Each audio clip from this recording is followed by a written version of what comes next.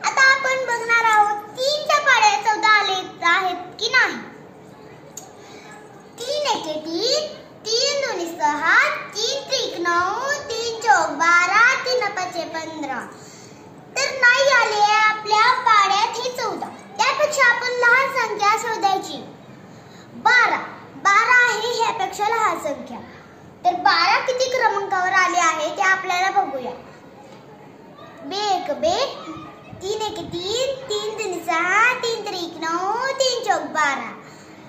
तर ती 4थ्या क्रमांकावर आली आहे, म्हणून इथे त्याच्या डोक्यावर 4 हा क्रमांक लिहायचा आहे आणि ती संख्या 12 आहे, म्हणून ती संख्या इथे मांडायची आहे। आता ह्याची वजाबाकी करून बघूया आपण। 4 2 गेले, राहिले 2 आणि 1 1 गेला, राहिला 0। तर आपलं उत्तर आलं